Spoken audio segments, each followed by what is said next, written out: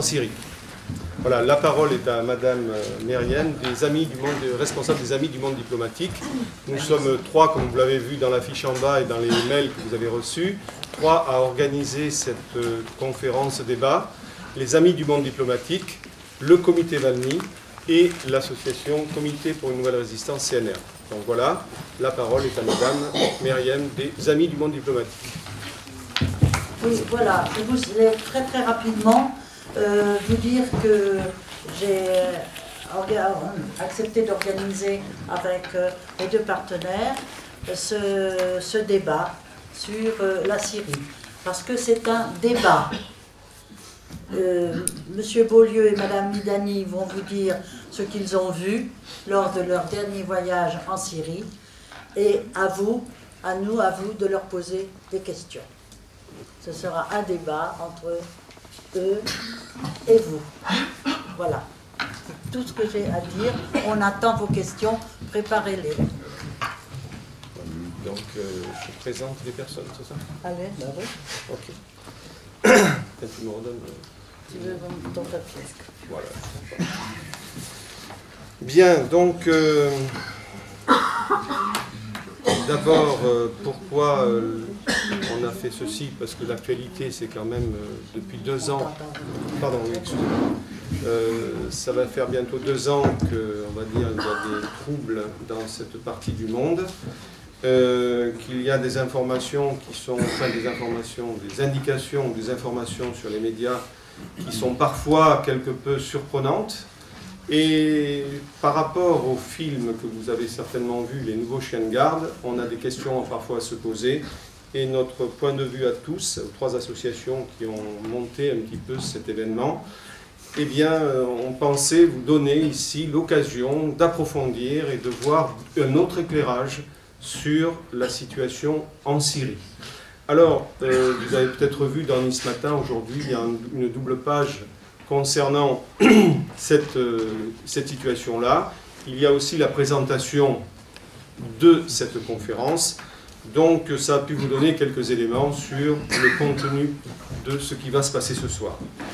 Donc peut-être vous n'allez pas, c'est pas tout à fait ce que vous allez entendre, ne correspond pas forcément à ce que l'on entend dans les médias traditionnels, loin s'en faut. Pourquoi? Eh bien parce que vous vous souvenez de l'intervention qu'il y a eu en Libye, n'est-ce pas?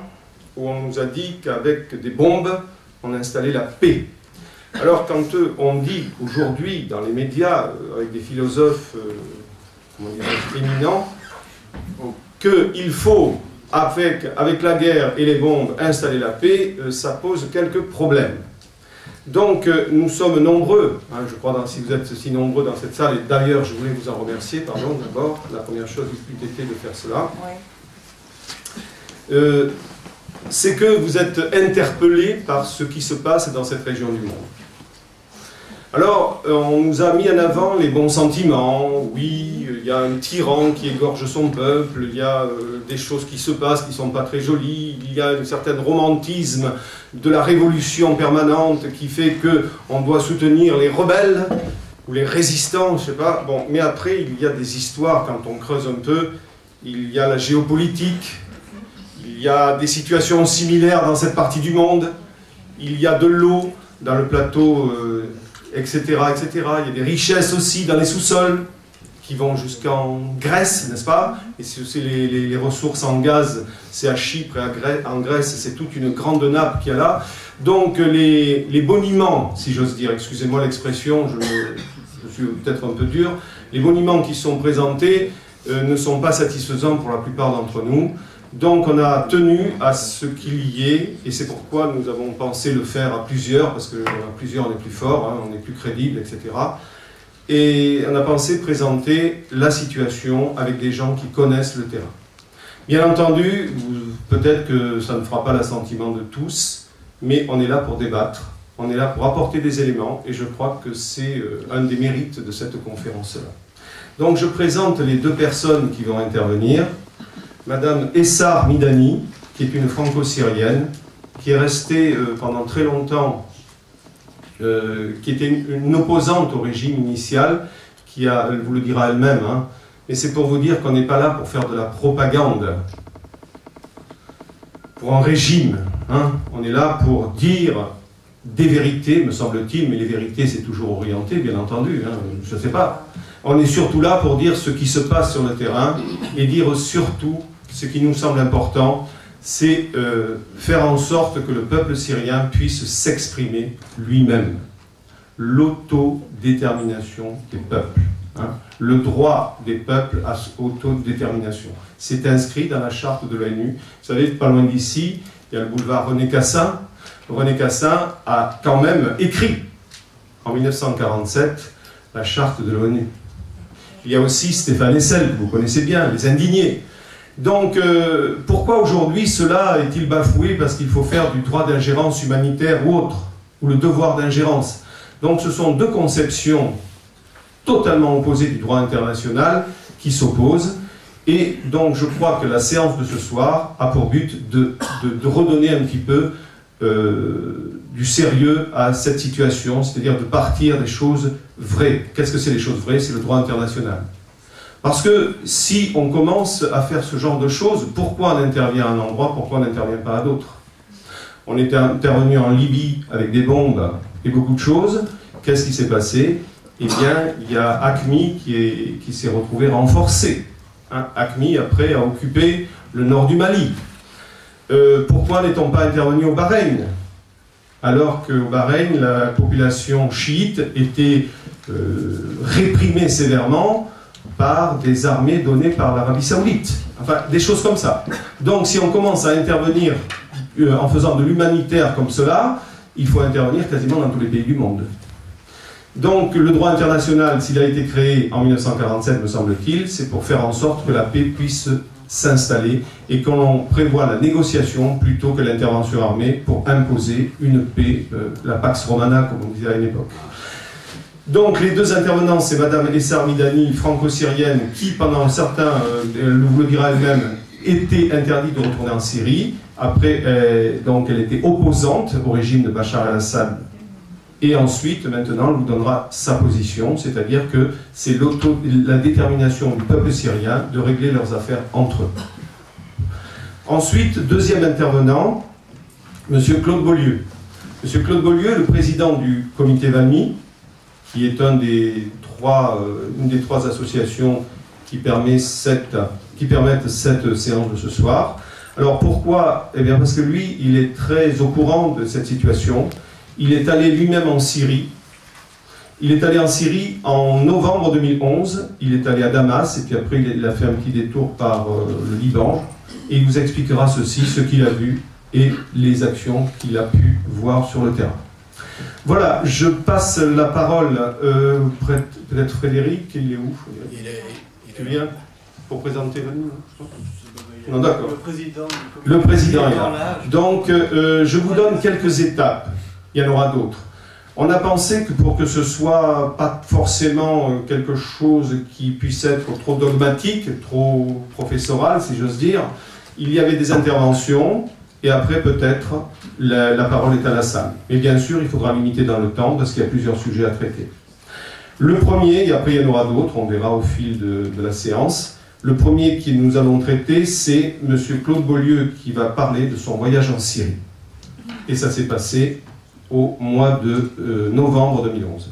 Le deuxième, c'est Mme Essar Midani qui parlera de l'histoire de ce pays, hein, parce qu'il faut remonter quand même aux accords Sykes-Picot, je crois, et bien d'autres, et de l'actualité. Et à ce moment-là, je pense qu'on découvrira beaucoup de choses, notamment sur la géopolitique. Et ensuite, M. Claude Beaulieu représentera encore un autre aspect sur la mobilisation pour faire en sorte que le droit international puisse être à nouveau respecté, c'est-à-dire l'autodétermination des peuples. Voilà, il y aura d'autres sujets, donc entre ces trois sujets, s'il y a quelques questions rapides, on peut y répondre, puis après il y aura une séance de questions à la fin. Si tu veux ajouter quelque chose, bon, je passe donc la parole à M. Claude Beaulieu. Ça marche. Ah, attends.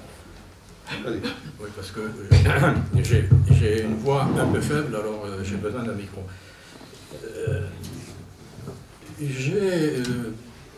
Pour me présenter tout d'abord, je suis un militant anti-impérialiste.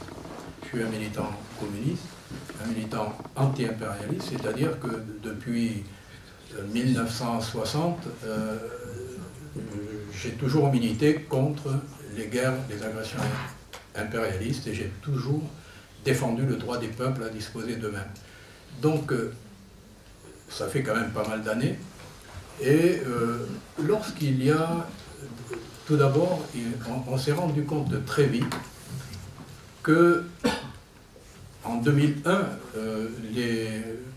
à Camp David, les Américains avaient décidé de faire un remodelage du Moyen-Orient. C'est-à-dire qu'ils allaient faire éclater un certain nombre de pays. Il y a donc il y a la Syrie, mais il y a l'Irak, il y a le Soudan, il y a la Libye, il y a l'Afghanistan, enfin il y a 7 ou 8 pays comme ça, qui sont appelés à être démolis sur des bases ethniques et confessionnelles, pour que les États-nations disparaissent. Les États-nations constitués doivent disparaître pour que l'impérialisme, en particulier l'impérialisme américain, mais pas uniquement, puisse dominer.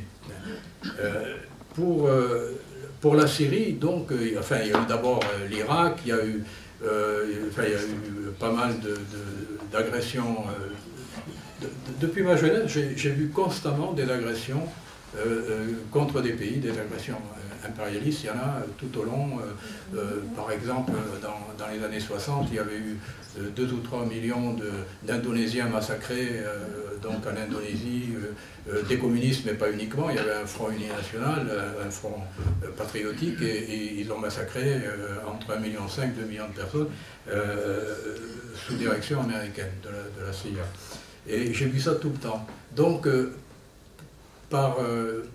automatiquement, quand il y avait une agression qui se présentait, j'avais toujours tendance à être du côté du pays agressé. Par exemple, sans soutenir Saddam Hussein, j'étais du côté de l'Irak lorsqu'ils ont été agressés. J'ai défendu la Libye lorsqu'elle a été agressée, sans être un admirateur de Kadhafi, par exemple. Mais le pays étant agressé, il était bon que des militants anti-impérialistes le soutiennent. Pour la Syrie, donc au départ, moi je soutenais la Syrie comme je soutenais un autre pays anti-impérialiste, avec quand même des éléments particuliers, puisque la Syrie, c'est un pays laïque. C'est le seul pays au Moyen-Orient qui a résisté à Israël, qui n'a pas capitulé devant les pressions américaines. Et donc j'avais quand même une sympathie pour ce pays, mais je n'avais pas d'idée très particulière sur son gouvernement, en particulier sur le père de Bachar el-Assad, qui avait, bon, c'était une autre époque, et qui avait réprimé déjà des crises, qui avait réprimé de manière assez sévère. Donc j'avais cette idée que bon, les dirigeants n'étaient peut-être pas spécialement démocratiques, mais ils étaient en guerre. Il ne faut pas oublier que la Syrie est un pays occupé. C'est un pays occupé depuis 60 ans. Enfin, il est en guerre depuis tout le temps. Donc on dit démocratie, démocratie, mais démocratie, oui, à condition que ça ne soit pas synonyme de capitulation. D'ailleurs, je vais le dire tout de suite, lorsque Bachar el-Assad a été désigné, puisque ce n'est pas lui qui devait succéder à son père, et très rapidement il a voulu des réformes. Et le parti Baas, des responsables du parti Baas lui ont dit: mais tu ne vas pas nous faire le coup de Gorbatchev comme il a fait avec l'URSS.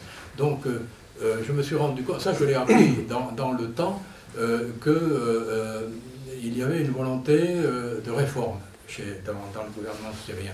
Alors, pour en venir à mon voyage en Syrie, donc j'étais intéressé par la Syrie. Mais un élément très important est apparu, c'est la question des chrétiens d'Orient. Les chrétiens d'Orient, ils se sont fait massacrer en Irak, et il n'y en a presque plus, il n'y a plus beaucoup de chrétiens, ils ont été chassés par les extrémistes takfiristes, enfin les salafistes, et ils sont presque tous partis, il n'y en a plus beaucoup. En même temps, ces dernières années, on a vu qu'en Égypte, on s'attaquait aux chrétiens d'Orient aussi, aux chrétiens d'Égypte.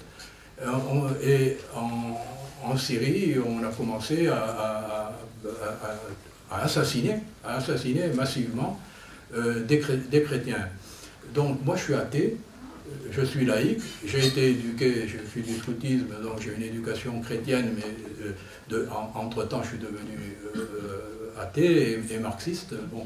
Mais j'ai quand même, si un peuple se fait massacrer, une minorité se fait massacrer, je ne peux pas être indifférent. Donc c'est comme ça que, d'après des articles qu'on avait faits sur le site du comité Valmy, j'ai été contacté par une association de chrétiens de la Méditerranée et par cette sœur qui s'appelle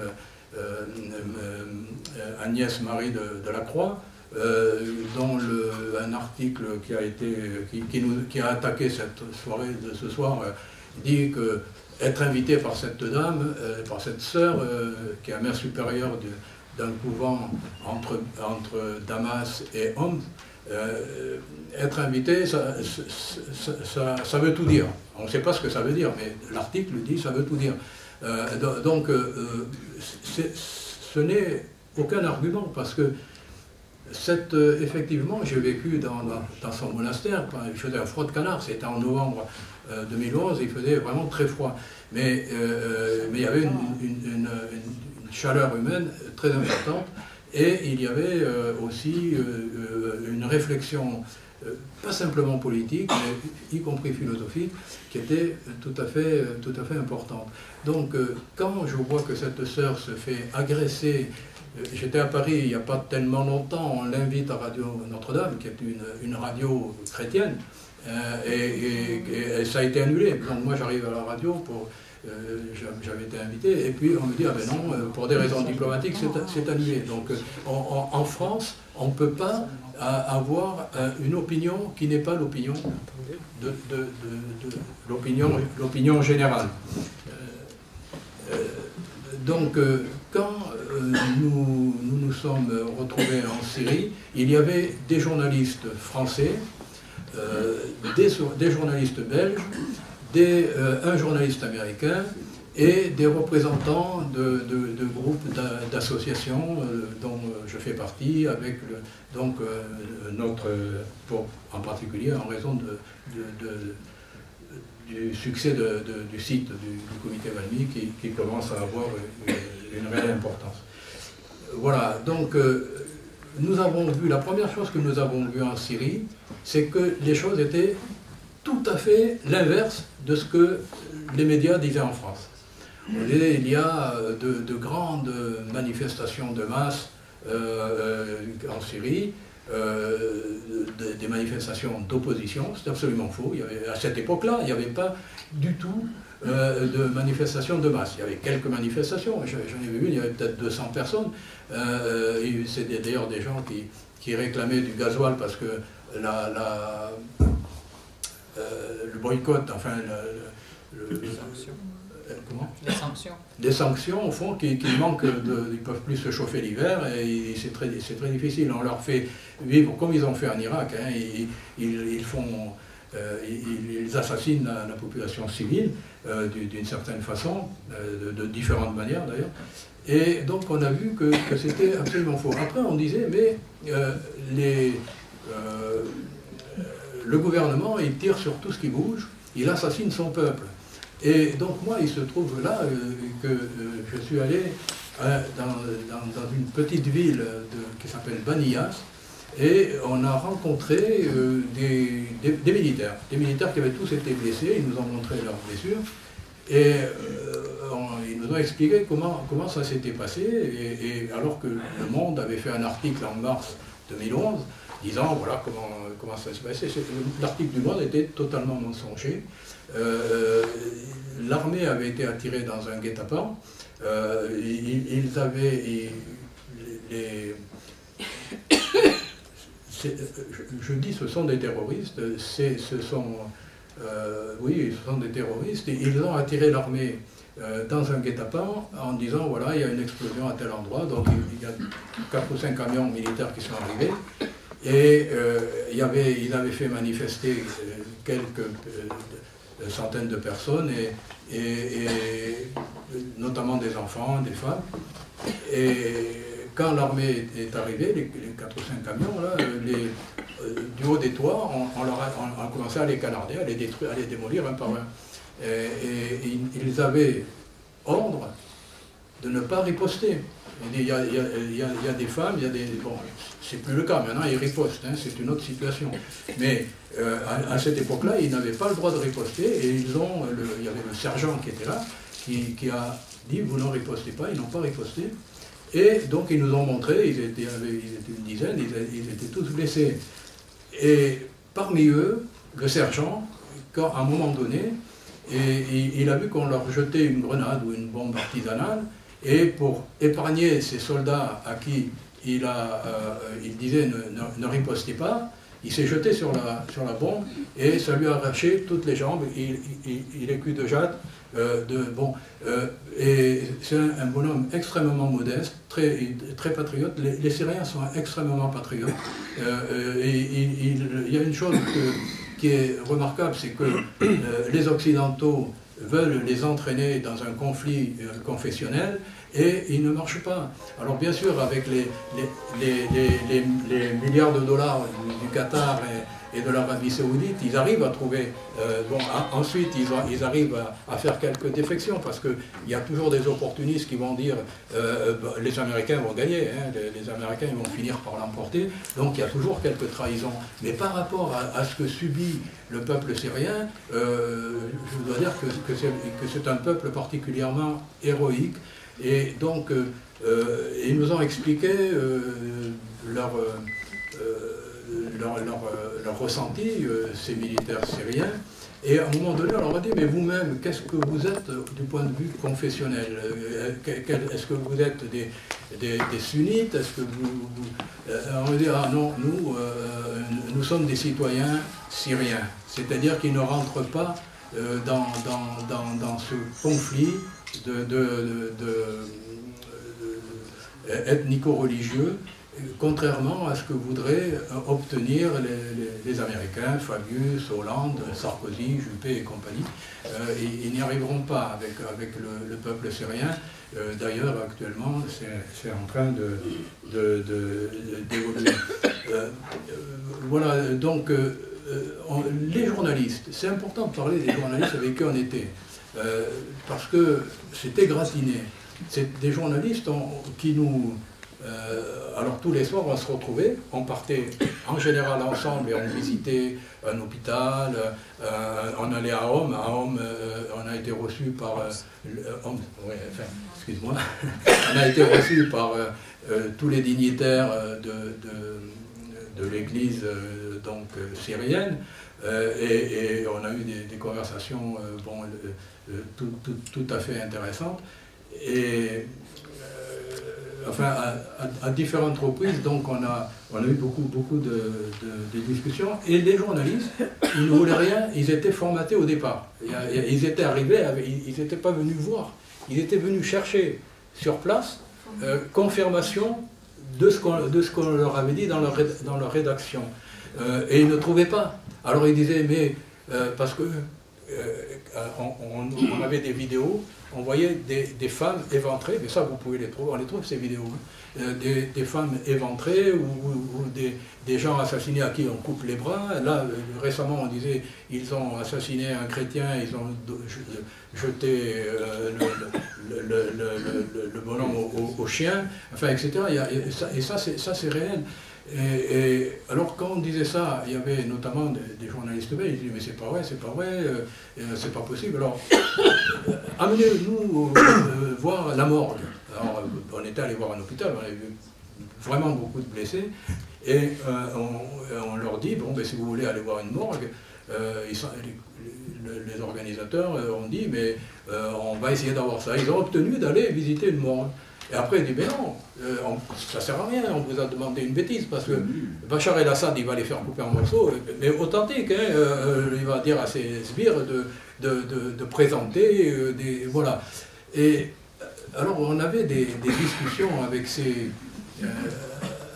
journalistes, c'était gratiné, parce qu'on leur disait, mais vous mentez, vous voyez les choses que nous voyons, vous les voyez aussi, pourquoi vous n'en parlez jamais?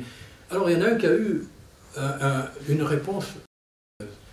Il nous dit, en gros, il avait tout compris. C'est un journaliste chrétien de la chaîne chrétienne Cato. Hein, donc, il nous dit, écoutez, moi, ne comptez pas sur moi pour jouer le chevalier blanc. C'est-à-dire, il avait tout compris, mais s'il dit ce qu'il a compris, il se fait virer.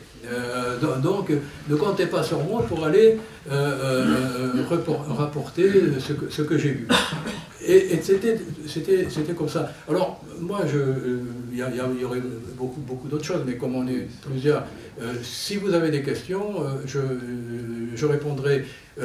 J'ajoute une chose quand même, c'est que j'ai été invité par des chrétiens, mais j'ai payé mon voyage. Hein, je n'ai pas été faire du tourisme aux frais de quiconque. Il n'y a que au niveau des hôtels, quand on était dans un hôtel, et la plupart du temps d'ailleurs on était chez les chrétiens, dans des organisations pour enfants inadaptés ou dans ce monastère. Voilà, donc aussi les déplacements, c'était offert. Voilà, si vous avez des questions, c'est peut-être mieux que de répondre, que de parler comme ça dans l'abstrait. Vous voulez démontrer quoi, monsieur? Comment? Vous voulez démontrer quoi? Je veux démontrer que là, en France, il n'y a pas de vérité sur la question de la Syrie. Non mais d'accord, oui, mais votre regard c'est quoi? Ah, mais mon regard, là pour l'instant, je ne parle que de mon... Pourquoi je suis allé en Syrie, puisque c'était dit dans le programme de ce soir, mais ce que je veux démontrer, il y a beaucoup de choses que je voudrais montrer, mais d'abord, j'ai une opinion sur la Syrie, j'ai une opinion sur le gouvernement syrien, j'ai une opinion sur des choses comparables du point de vue de la suppression de la souveraineté, de la volonté de supprimer la souveraineté syrienne et de la réalité de la suppression de la souveraineté française. Je dis qu'il y a des problèmes qui sont les mêmes en Syrie et en France et qui sont des problèmes de démocratie. Pour moi, la démocratie en France n'existe pas. Il y a une eurodictature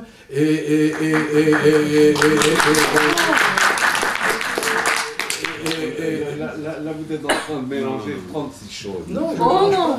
Mais si, vous mélangez les problèmes de l'Europe, les problèmes de la France, les problèmes de la Syrie.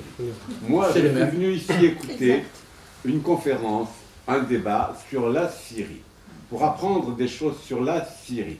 C'est-à-dire, quelle est la situation aujourd'hui, quelles sont les forces en présence, quels sont les éléments qui peuvent jouer d'une façon ou d'une autre. Bon. Moi, depuis une demi-heure que je vous écoute, je n'ai rien appris. Rien appris. Alors c'est très bien. Rien appris. Voilà. Soyez patient, ça va venir. Voilà. Ça va alors moi j'aimerais que vous me disiez. Nous, ça nous a beaucoup intéressé. Écoutez, vous avez évoqué le massacre de Homs, bon, des frères musulmans, de 1979. Il y a eu quand même le père Hafez el-Assad, il a quand même trucidé 25 000 types en une journée. Oui, mais vous savez ce que faisaient les frères musulmans? Non, mais c'est mensonge, monsieur, excusez-moi. Comment? Qu'est-ce que vous racontez des mensonges? Qu'est-ce que vous racontez? Mais écoutez, attendez. je ne sais pas de quoi vous parlez. S'il vous plaît, excusez-moi, je suis obligé de reprendre la parole. C'est un débat, je crois, qui est très sensible. J'aimerais qu'on puisse le faire en toute sérénité, je vous l'ai dit tout à l'heure, Donc je vais être, enfin si vous me permettez, je vais diriger le débat et je veux que l'on puisse exprimer différents points de vue et après je donnerai la parole. Mais pour l'instant, je crois qu'on va continuer, puisque monsieur vous dites qu'il faut apprendre des choses, on va revenir sur ces questions-là tout à l'heure. Ce que je ne veux surtout pas, c'est que ce soit une opposition là, entre des thèses différentes et qu'il y ait des animosités. Ça ne fera absolument pas avancer les choses. Si nous avons fait ce débat, nous sommes quand même conscients. Hein, c'est pour ça que nous nous sommes mis à 3 associations, les Amis du Monde Diplomatique, le Comité Valmy, le Comité pour une Nouvelle Résistance CNR, avec des valeurs communes, c'est-à-dire la recherche de la vérité. Qu'il y ait des gens dans la salle qui soient un petit peu surpris, qui soient un petit peu agacés par certaines choses, c'est normal, c'est la démocratie. Nous essayons de la faire vivre dans cette salle, et j'aimerais qu'on mette tous, nous-mêmes, ici présents, si vous voulez, de faire en sorte que les choses soient sereines. Parce que personnellement, je crois qu'il est évident qu'on ne sera pas tous d'accord sur tous les points qui vont être abordés, et c'est tant mieux. Ça veut dire que la pensée unique n'a pas forcément fait que des ravages. Moi, ce que je voudrais, c'est qu'on écoute les uns et les autres et qu'après qu'on puisse discuter. Je ne serais pas satisfait, si vous voulez, si on commence à s'envoyer des invectives. Ça ne fait rien avancer. Les invectives, on les a sur certains plateaux de télévision, avec certains commentateurs, certains experts spécialisés dans la matière. Je n'ai pas forcément envie, je parle au nom des 3 organisations, que ceci se produise ici. Nous avons pris cette décision, et c'est une décision très lourde, très grave, parce que c'est un problème qui n'est jamais traité. Il y a une omerta sur ce problème, sur la politique étrangère de la France et même d'autres pays occidentaux. On a le droit, je faisais tout à l'heure référence au film Les Nouveaux Chiens de Garde. Qu'est-ce qu'il a dit Gilles Balbas dans ce film? Il dit qu'il y a un cadre dans lequel on autorise le débat. Mais dès lors qu'on sort de ce cadre, c'est interdit. On devient vite, on est traité tout de suite de rouge-brun, d'antisémite, etc. Donc ces injures, on les a presque tous les jours sur le net. J'aimerais qu'ici, on ait un peu plus de sérénité. Donc je vous demande de garder, si vous voulez, cette charte-là, de la faire vôtre, de manière à ce qu'on puisse s'exprimer. Tous les avis peuvent être exprimés, mais il faut que ce soit dans un ordre précis, de manière à ce qu'on puisse s'entendre, s'écouter et exprimer. Donc peut-être que je prends une intervention, et après je donne la parole à Essar Midani, et on continuera les questions après. Parce que je crois que le but de cette conférence, c'est justement qu'il y ait différents points de vue, différents éléments qui soient présentés, et après on pourra discuter. Juste une intervention rapide, et c'est tout. Voilà. D'abord, moi je viens d'avoir confirmation que l'impérialisme américain et l'impérialisme européen c'était le même. Deuxièmement, je voudrais savoir qu'est-ce qu'on fait au Mali maintenant, n'est-ce pas? Non, c'est pas la question, mais ça concerne la Syrie, la Libye, tout ça. On intervient aussi au Mali. Voilà, donc je veux juste dire ça, et je voudrais poser une question. Est-ce que par hasard Israël est mêlé à ce genre de problème en Syrie? Bien, je crois qu'on va répondre ceci, mais d'abord on laisse, je crois que bon, il est hors de question de laisser des questions, des interrogations en suspens. Il faut répondre à tout, on y fera sereinement. Je pense que ces choses-là vont être abordées après. On va continuer, si vous voulez, les exposer, si vous voulez bien, de manière à retrouver un petit peu le sens normal d'une conférence apaisée. Merci beaucoup. Alors, Essar Midani, je vous remercie d'abord d'être là, nombreux. Et puis, deuxièmement, je remercie aussi les organisations de m'avoir invité pour présenter ce qui se passe en Syrie aujourd'hui. Alors, en fait, on va voir toute la question géopolitique et histoire, situation économique, la crise actuelle, les avancées, les débuts de la démocratie, et puis les violences, les interventions extérieures et les destructions. Aujourd'hui, alors là, je mets cette carte pour que vous visualisiez ce que c'est la Syrie, ce qu'était la Syrie au début du siècle dernier, avant le partage des restes du règne de l'Empire ottoman. Alors la Syrie, comme vous voyez, ça comprend la Grande Syrie, en fait, comprenait à la fois l'Irak, la Palestine, la Jordanie, le Liban, et puis la Syrie actuelle. En fait, c'est un emplacement stratégique depuis l'aube du temps, et je voudrais dire que la Syrie a été toujours mêlée et attaquée par tous les empires et toutes les civilisations, aussi bien les Sassanides, les Grecs, les Romains, les Ottomans, etc. C'est un emplacement stratégique entre l'Occident et l'Orient, et tout le monde passait par là, et tout le monde pensait dominer cette géographie d'accès, je dirais. Donc c'est un pays, ce qui a fait que la population syrienne est une population très mélangée, mais aussi c'est un pays qui a toujours été un pays d'accueil et de passage en fait. Donc les gens qui passent, parfois ils s'y plaisent, ils restent. Donc il y a des gens de toutes les origines, y compris les originaires de la Syrie antique, ancienne, etc., les Assyriens, des Babyloniens, etc. Donc, c'est un pont donc, entre l'Orient et l'Occident, et la position stratégique est très importante. Alors, les jalons principaux, on va voir de l'histoire syrienne. Sous le règne ottoman, la Syrie a été la Grande Syrie, donc depuis 1516 à 1918. 1918, c'est la fin de la Première Guerre mondiale. Donc, c'était après, donc il y a eu indépendance et règne du roi Faisal de 1918 à 1920. En 1920, une attaque de la France contre la Syrie, le général Gouraud qui envahit la Syrie et la bataille de Maysalun, au cours de laquelle Youssef al-Admi a été tué et alors qu'il s'opposait sur la tête d'une armée qui n'a rien d'égal en fait à l'armée française qui a attaqué, mais quand même ils sont tous morts et la Syrie a perdu son indépendance en 1920. Et donc, elle était sous mandat français de 1920 à 1945. Et en fait, la France, de son mandat, a essayé de diviser la Syrie en plusieurs parties. On va voir. Alors, Sykes-Picot, c'est quoi en fait? Donc, là, je passe.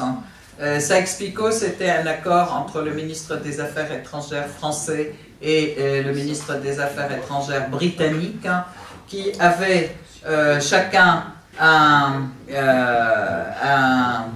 crayon, j'allais dire, de couleurs différentes. Et voilà ce Sykes-Picot. Les Anglais avaient crayonné au bleu au rouge la partie qu'ils veulent dominer. Et en bleu, les Français voulaient les parties qu'ils veulent dominer. Donc vous voyez bien, la Syrie a été découpée en zone bleue d'administration directe française, et puis des zones bleues en zone arabe, disons, en domination indirecte. Ça c'est entre le mandat et la domination directe. Et la zone rouge, c'est qui correspond en fait à l'Irak, hein. Vous voyez bien, en administration directe anglaise, et toute cette partie qui est en rose, en mandat ou un pouvoir qui est assisté, c'est-à-dire un pouvoir local qui est doublé d'un pouvoir britannique. Bon, ça c'était sur le papier, et ce qui s'est passé réellement, en fait, ça a été... ce qui s'est passé réellement, ça a été par la suite aussi un autre découpage. Bon, donc dans ces années de mandat, je dirais, le pouvoir colonial n'a jamais pu s'installer réellement. De 20 à 45, il y avait énormément de révoltes du peuple syrien et différentes révoltes avec différents dirigeants. Jusqu'au fait, et tous les Syriens, là je tiens à souligner que tous les Syriens, sunnites, chiites, druzes, chrétiens, ont été tous unis par la révolution pour l'indépendance en Syrie. Donc c'était en 38. Alors ces révolutions, ces révolutions différentes, elles ont été toujours réprimées, mais l'indépendance a été négociée en 1936 avec Blum, en fait, et elle a été réfutée à nouveau par la France du fait qu'il y a eu la Deuxième Guerre mondiale qui a éclaté. Et donc l'indépendance n'a été effective réellement qu'en 1945, et le dernier soldat français a quitté la Syrie le 17 avril 1946. Et voilà la Syrie en fait actuelle, je dirais, qui a été donc reprise par les Français, qui a été sous domination, sous mandat français. Et vous voyez bien ce découpage que les Français ont fait de la Syrie. Donc vous voyez bien l'État d'Alep, l'État de Damas, l'État druze je ne sais pas si vous le voyez bien. Alors l'État druze, alors l'État du Liban, qui est devenu, qui était le Liban, qui est devenu le Liban, parce que tout ça c'était la Syrie, l'État des Alaouites, et Eskenderoun, l'État d'Eskenderoun. Donc vous voyez ce découpage sous le mandat français qui a eu lieu, et en fait aujourd'hui je peux dire que tous les analystes nous renvoient un petit peu, les analystes, les journalistes de la France en fait nous renvoient à ce découpage où ils veulent dresser certaines parties de la population contre d'autres, sachant que ce découpage n'a pas pu vivre, il n'a jamais vécu. C'est resté sur le papier. Alors voilà, vous avez Hachem Latassi qui signe avec Blum le traité d'indépendance, avec Léon Blum. Et voilà la Syrie. Alors, la Syrie actuelle. Donc le Liban a existé après, à l'indépendance. Donc en 1945-1946, le Liban a pris son indépendance et l'État libanais a été créé. Donc vous voyez cette partie bleue sur la gauche.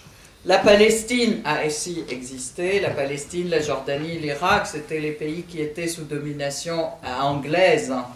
Et vous voyez au nord la Turquie. Il y a une partie qui est au nord de la Syrie, là. Cette partie, c'est le Sanjak d'Iskenderun, c'est Alexandrie, qui contient la grande ville d'Antakya. Antakya qui est la ville qui est la capitale de l'église orientale. En fait, c'est la capitale de la Syrie avant Damas. Et donc, c'est Antioche, en fait. C'est Antioche qui est cette capitale. Alors, cette partie, elle a été donnée à la... Merci beaucoup. Cette partie a été donnée à la Turquie. Négociation en fait pour éviter que la Turquie ne fasse alliance avec l'Allemagne pendant la Deuxième Guerre mondiale. La France a donné le Sanjak d'Alexandrie à la Turquie. Et en négociant, en fait, c'est lors des pourparlers d'indépendance. Bon, et donc en 1938, voilà ce qui s'est passé. En 1945, proclamation de l'indépendance et départ du dernier soldat français, Al-Jallah. En 1948, alors, un grand tsunami dans la région. Et je l'appelle un grand tsunami comment dire, très, très sciemment, parce que en fait, il va y avoir énormément de transformations dans la région suite à la création en 1948 de l'État d'Israël. Alors, bien sûr, Israël a été, comment dire, reconnu à l'ONU tout de suite, et c'était quand les Britanniques se retiraient de Palestine, Israël a été créé au même moment. Donc, contre la volonté, bien sûr, de la Syrie, de tous les pays arabes, sans trop parler de la Palestine, puisque on pourra y consacrer des séances et des séances, mais en fait, les Palestiniens Israël a été créé à coup de massacre, vraiment de massacre complet. Donc les Palestiniens ont dû fuir, ils ont dû partir, mais pensant partir pour 10 jours, 15 jours, 5 jours, etc., avec les clés de leur maison, et ils sont encore aujourd'hui réfugiés dans d'autres pays arabes, etc. Donc ça c'est juste une parenthèse. Et 48 à 54, donc au niveau de la Syrie, il y a eu une série de coups d'État militaires. 54 à 56, retour du pouvoir parlementaire avec le président Choukri Louatli.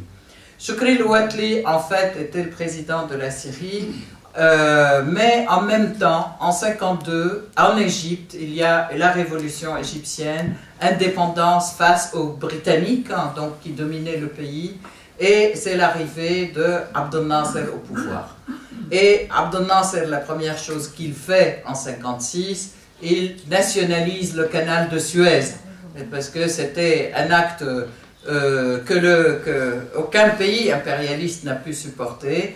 Donc tout de suite, une agression tripartite contre la Syrie, l'Égypte et le Liban et la Jordanie, qui en 1956, c'est une agression de la France, Israël et l'Angleterre. Les trois armées qui attaquent l'Égypte et la Syrie pour avoir osé nationaliser le canal de Suez. En fait, sous prétexte que les revenus du canal doivent revenir au peuple égyptien. Donc, face à cette agression, je peux dire que la Syrie s'est beaucoup solidarisée avec l'Égypte, et ces années 50 ont vu la naissance de l'idéologie arabe, arabisante, de l'unité arabe, etc. Les plus grands penseurs, en fait, de cette période ont été aussi Youssef El-Hasri et puis Michel Aflaq et Salah ad-Din al-Bitar, qui ont, eux, formé le parti créé à l'époque, le parti Baas. Donc ce parti Baas est un parti qui est basé et qui est parti d'une volonté de nationalistes arabes, d'une volonté socialiste aussi de répartition des richesses sur l'ensemble du peuple et de profiter des richesses du pays pour le peuple, et en fait les richesses du pays pour les peuples, donc anti-impérialiste total, et c'est comme ça qu'ils sont arrivés. Enfin, c'est comme ça que le parti a pris beaucoup d'essor dans ces années-là. En 1958, donc, il y a eu un raz-de-marée populaire, mais absolument extraordinaire, qui a poussé le peuple, qui a poussé Choukri Louatli à faire l'union avec l'Égypte. D'où, donc, il y a eu la République arabe unie, qui était considérée comme le premier pas dans l'unité arabe. En fait, c'est l'unité de deux pays, c'est la Syrie et l'Égypte, qui sont des deux côtés en fait de l'entité israélienne, ce qui a aussi soulevé énormément de peur, je dirais, dans les milieux impérialistes. En 1961, malheureusement, une rupture de cette République arabe unie, basée, en fait, c'était une série d'officiers syriens, etc., qui ont commencé à dire l'union a été faite très rapidement, il y avait certainement beaucoup de dysfonctionnements qui ont donné prétexte à ces gens pour revenir sur l'union. En fait, ils sont allés jusqu'à dire c'est une colonisation de la Syrie par l'Égypte, donc il faudra qu'on revienne dessus. Bien sûr, tout ça appuyé par des forces qui sont contre l'union et par des pays qui sont contre l'union de ces pays. Et contre l'union arabe, contre l'unité arabe, etc. Donc, ça c'est 1963, il y a eu donc un coup d'État contre ce gouvernement qui était qualifié de réactionnaire, forcément parce que c'était la rupture de l'Union. c'était rien de plus, mais c'était une partie de la bourgeoisie qui a fait ce coup d'État. En 63, c'était donc un coup d'État d'inspiration baathiste et nassérienne qui a fait que le parti Baas arrive au pouvoir en 63 et on suivi des années de socialisme tel qu'on le pratiquait à l'époque, en fait, tel qu'il a été pratiqué dans beaucoup de pays du tiers-monde, c'est-à-dire réforme agraire, nationalisation de toutes les industries, etc. Donc vraiment des mesures socialistes hard, je peux dire, calquées un petit peu sur le schéma soviétique. En 67, qu'est-ce qui se passe? Alors, agression israélienne contre l'Égypte, la Syrie et le Liban. Alors que finalement, c'était les deux pays quand même étaient séparés, mais en bons termes. Il n'y a pas eu il y a eu quand même en Syrie à nouveau un pouvoir qui est pro-unité arabe et pro-nassérien. Et donc les rapports avec l'Égypte étaient excellents. L'Égypte a été devenue en fait voilà une force importante dans la région.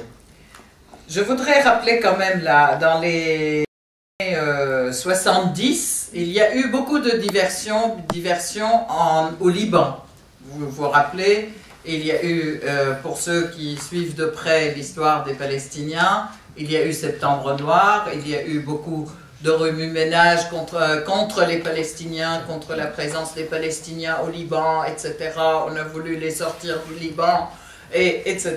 Donc ça a été aussi dans les années 70. Donc vous voyez, tout ça c'est lié et c'est donc première guerre contre ce nationalisme arabe aussi. Enfin, c'est pas première, mais c'est encore une poursuite des agressions contre le nationalisme arabe. C'est tantôt les Palestiniens, tantôt les Syriens, tantôt. Donc, on est toujours en train d'aiguillonner ou de tuer de tous les côtés, d'agresser, pas aiguillonner. Donc, 1991, l'agression contre l'Irak, la première guerre contre l'Irak suite à l'occupation du Koweït qui a été largement poussée, appuyée par les États-Unis pour Saddam Hussein. On le sait maintenant, à l'époque on ne le savait pas, mais maintenant que Madeleine Albright a publié tous les pourparlers de ce moment-là, on voit bien qu'ils ont poussé Saddam Hussein à occuper le Koweït.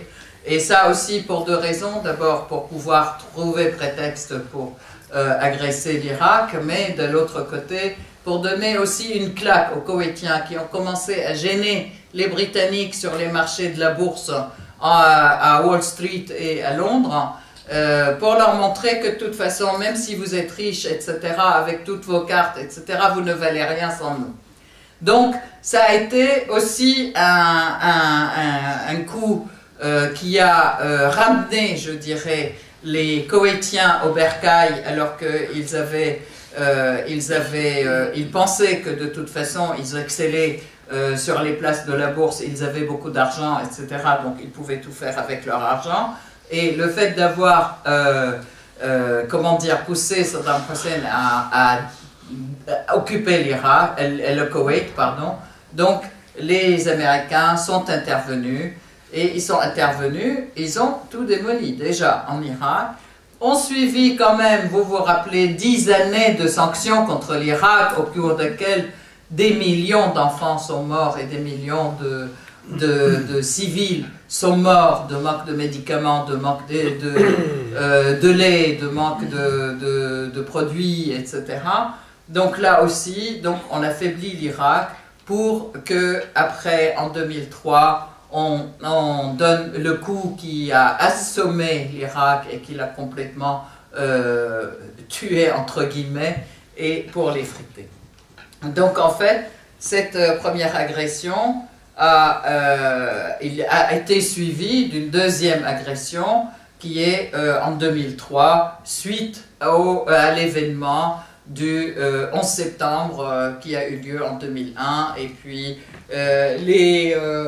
l'Al-Qaïda présumé qui avait occasionné en fait à la fois l'agression contre l'Afghanistan et puis en 2003 l'agression contre l'Irak en disant que c'est Al-Qaïda qui est en Irak, n'est-ce pas?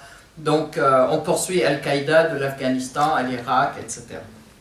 Donc résultat, 1,5 million de morts, 2 millions de réfugiés. Bravo pour la libération et la démocratie apportée par les Américains. En 2006, donc agression israélienne contre le Liban. En juillet 2006, vous vous rappelez aussi, c'est tout récent, Israël qui envahit le Liban de manière très violente, pensant que l'affaire va être terminée en 3 jours. La guerre a duré 33 jours et en fait, l'armée israélienne a essuyé une défaite cuisante qui fait qu'aujourd'hui, les généraux israéliens sont même opposés à toute confrontation avec la résistance libanaise. 2008-2009, agression, mais alors meurtrière contre Gaza. Gaza qui est ce petit... en fait, c'est cette petite région sous blocus depuis 2007, sous blocus total, c'est-à-dire sur l'électricité, sur les médicaments, sur l'alimentation, et il continue donc à bombarder avec de l'uranium appauvri, etc., cette fameuse opération plomb durci. Et le fait que Gaza ait tenu tout simplement face à cette agression d'une violence inouïe, c'est une grande victoire du peuple de Gaza. Et donc, je reviens un petit peu, là c'est la Syrie.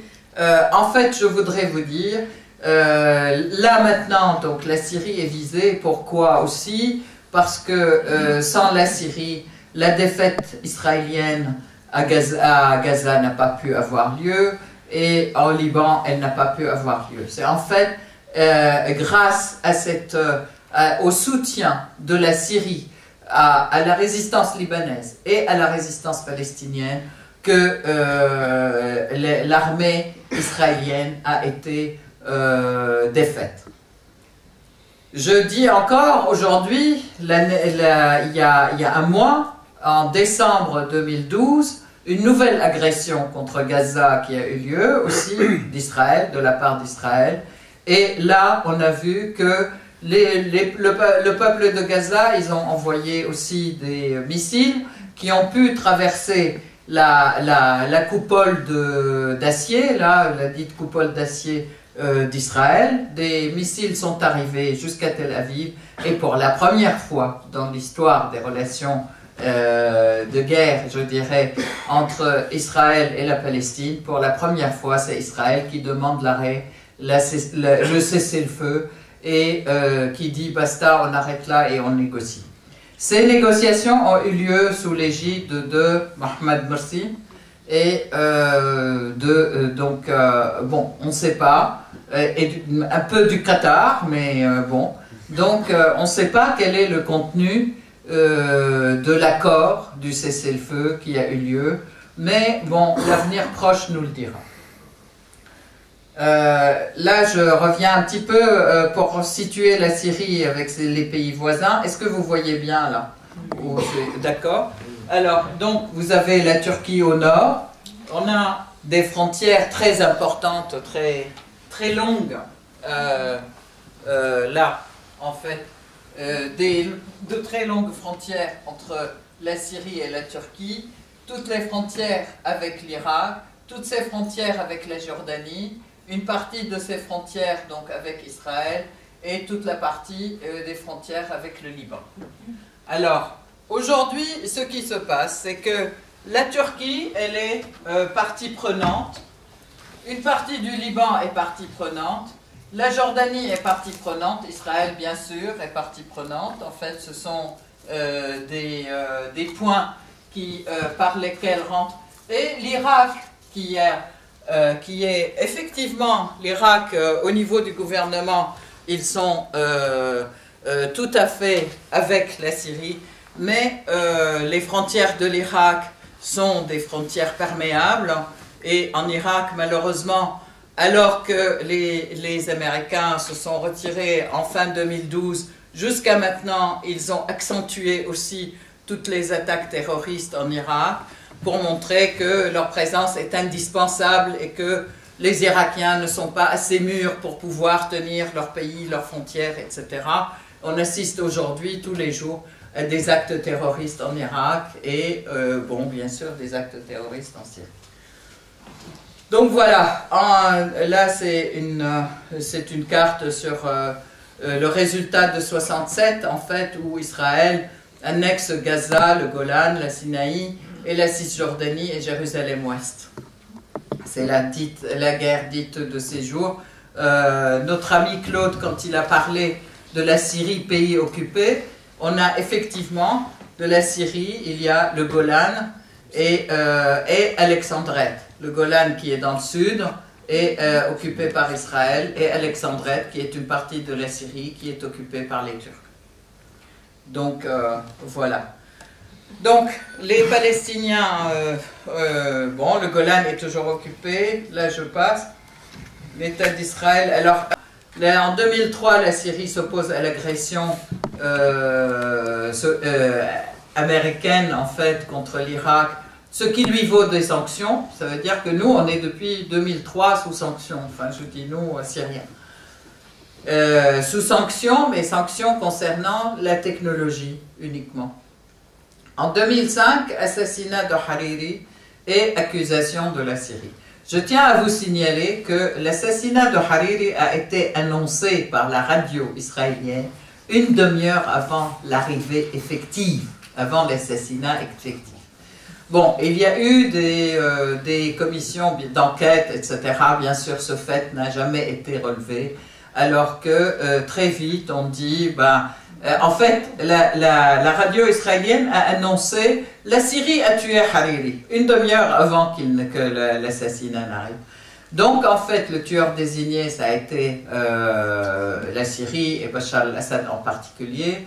Après tout un tas de missions d'enquête, de commissions d'études, etc., qui ne se sont intéressées d'ailleurs qu'à l'écoute de toutes les communications entre le Liban et la Syrie, ils ont quand même stipulé que dans le rapport Bellamar, il dit que de toute façon, il est très difficile d'identifier qui a tué Hariri, puisque au Liban, il y a beaucoup de réseaux d'espionnage qui agissent, et ils n'ont pas dit qu'il s'agit aussi du Mossad, etc.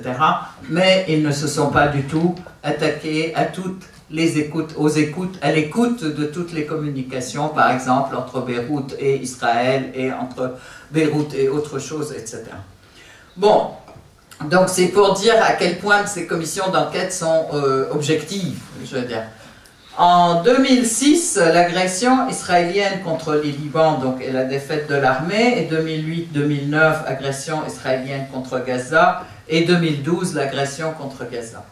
L'État, alors en juillet 2006, en 2006, en fait, Israël a détruit toute l'infrastructure libanaise, c'est-à-dire les ponts, les chemins de fer, les usines, etc.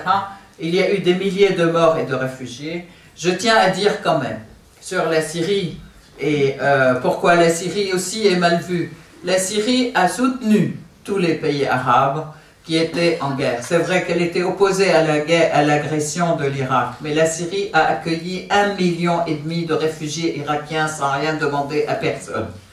La Syrie a accueilli 600 à 800 000 réfugiés libanais en Syrie, à bras ouverts, et c'est pas du tout sous les dents, ni dans les conditions de réfugiés, etc., précaires, mais ils ont été accueillis dans les maisons, ils ont été scolarisés, ils ont été soignés dans les hôpitaux en Syrie, comme tout Syrien.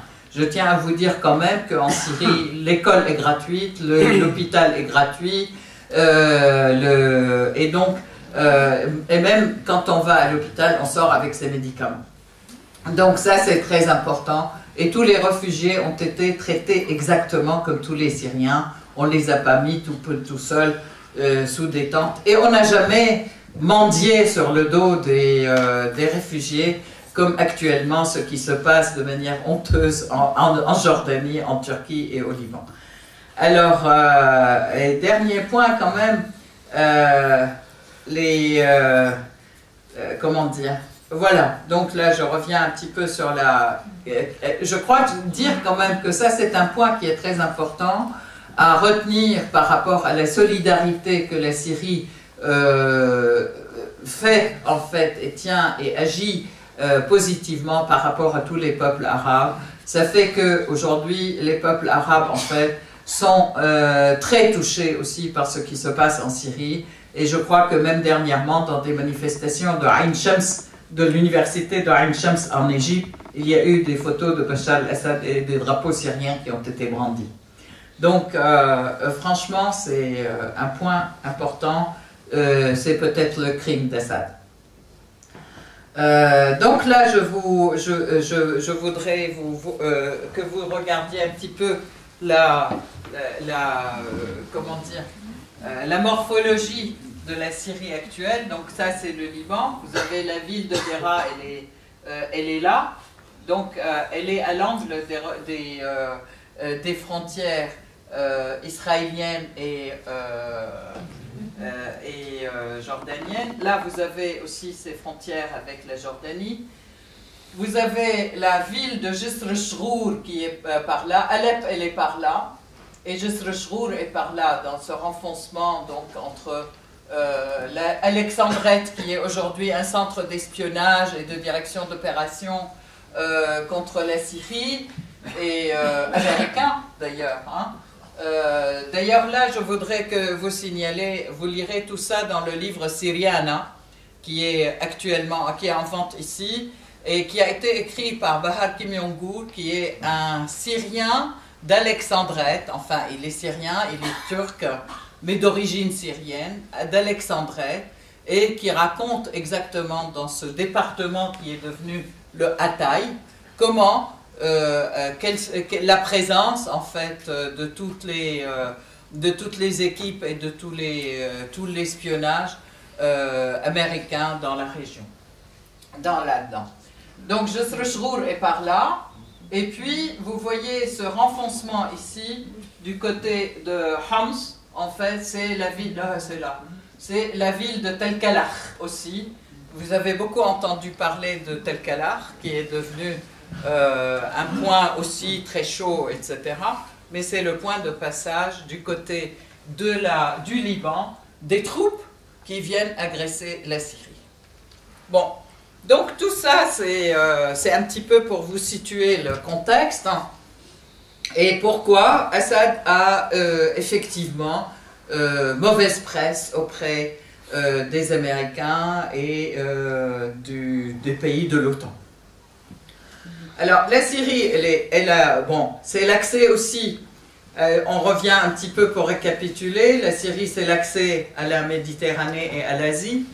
Il y a une richesse en gaz et en pétrole. Alors ça, je n'en ai pas parlé, parce qu'effectivement, la Syrie a un pétrole qui jusqu'à maintenant n'était pas très intéressant, parce que c'est un pétrole lourd, qui coûte cher à exploiter, etc. Néanmoins, il a été exploité quand même. Hein. Il y a Shell et Total qui sont là, qui exploitent le pétrole syrien, et il y a des raffineries. Bon, avec la raréfaction du pétrole, le pétrole devient intéressant. Mais par contre, ce qui est très intéressant, il y a une découverte récente, d'il y a une dizaine d'années, je peux dire peut-être un peu plus, de quantité de gisements de gaz très très importants, qui va alors... qui va de pratiquement des frontières irakiennes. L'apogée est à Homs, c'est le lieu le plus, où c'est le bassin le plus important est à Homs, et ça va jusqu'à Chypre, voire jusqu'à la Grèce. Donc c'est un gisement de gaz qui est énorme, très important, et que tout le monde regarde donc avec des yeux pleins de dollars, si on veut se référer au film des enfants. Donc voilà, vous voyez le gisement qui se prolonge des frontières irakiennes jusqu'à Chypre. Ça double les appétits et l'agressivité avec.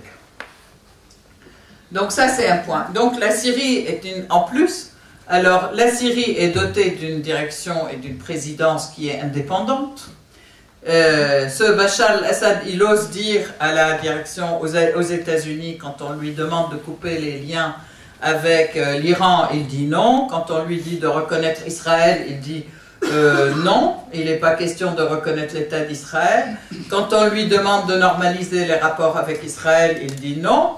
Comment je peux normaliser les rapports avec l'État d'Israël alors qu'ils occupent la Palestine de manière illégale, alors qu'ils occupent le Golan d'une manière illégale? Et c'est impossible. Il lui demande aussi de couper le lien et la solidarité avec la résistance libanaise, avec la résistance palestinienne. Il dit il n'en est pas question, ça c'est notre question nationale.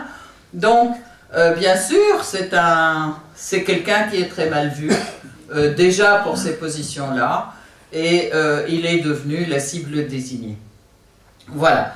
Alors, effectivement, il y a un traité de défense mutuelle avec l'Iran, donc il a scellé des liens importants avec l'Iran, avec l'Irak aujourd'hui aussi, et c'est le seul pays donc arabe qui n'a pas reconnu Israël. Sachez quand même que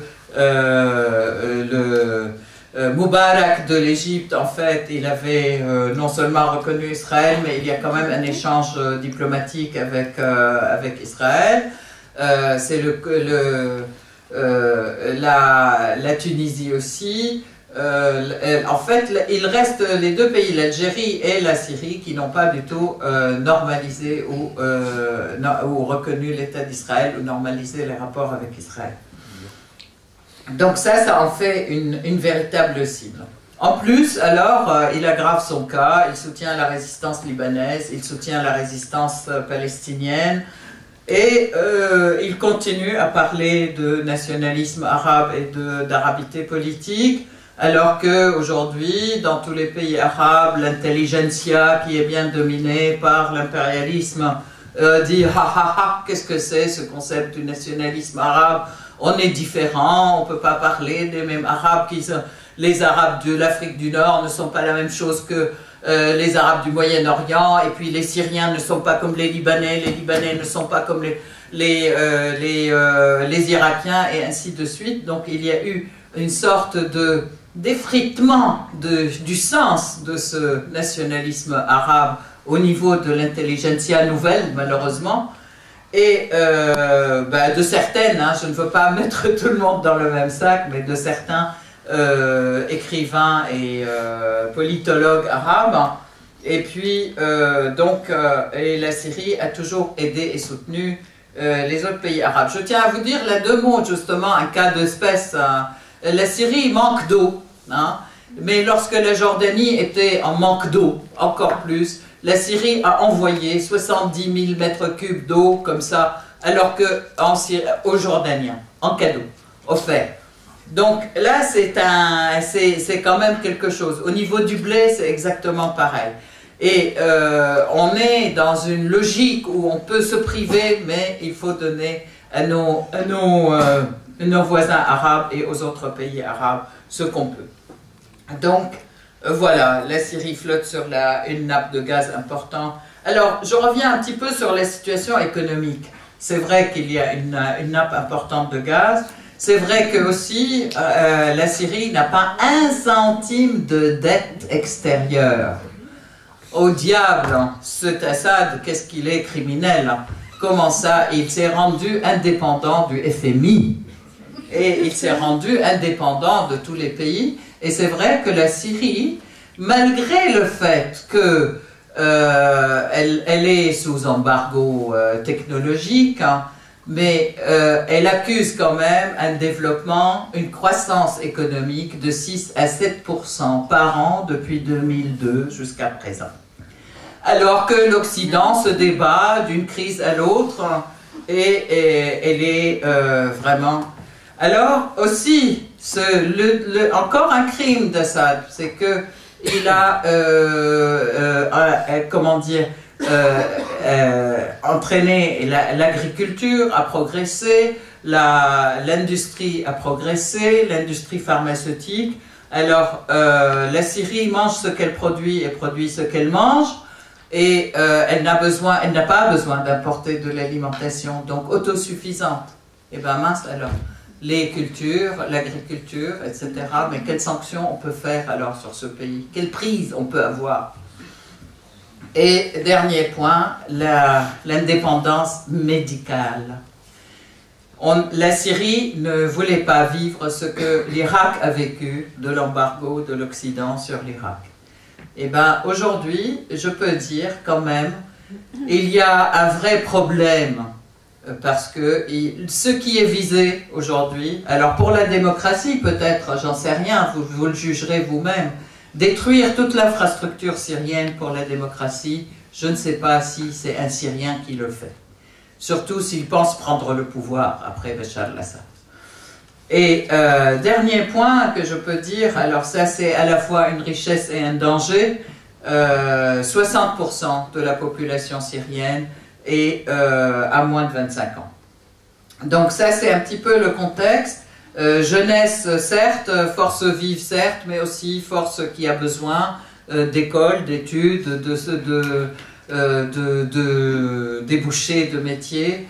Et aujourd'hui, ça a été un petit peu le terreau principal de cette révolution, entre guillemets, qu'on essaye d'avoir. C'est cette population de jeunes qu'on a arrosée avec de l'argent, avec de la drogue, avec des armes aussi.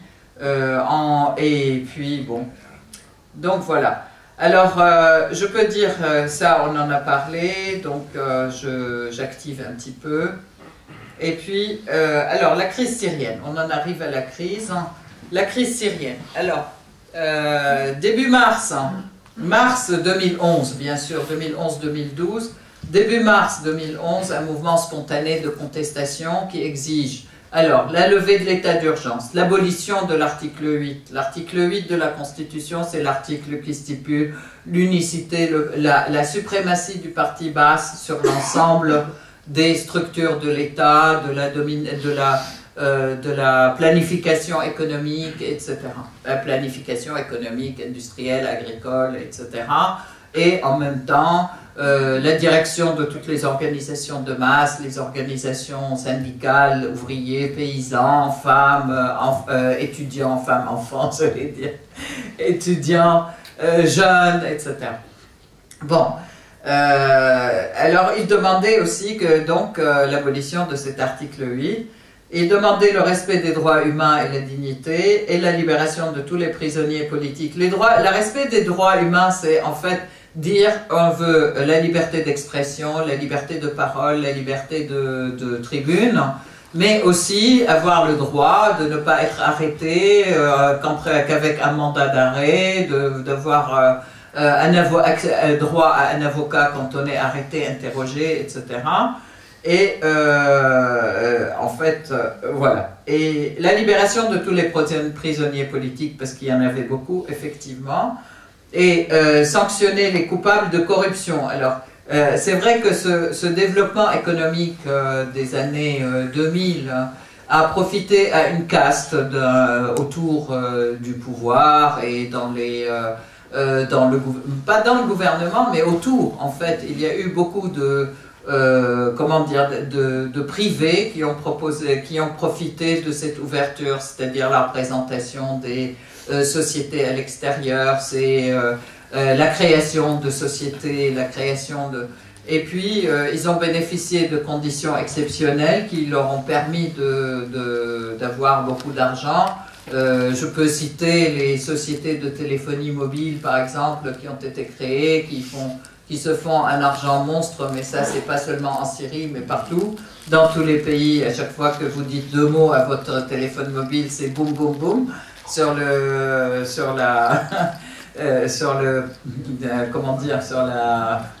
tirelire. Voilà. Bon, il y a eu des sociétés comme ça qui ont été créées et qui se sont beaucoup enrichies.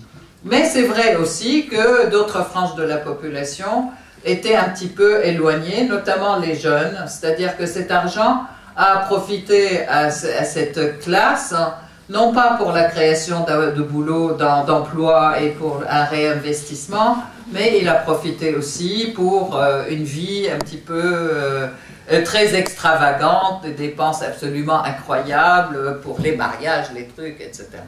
Bon. Et puis, donc,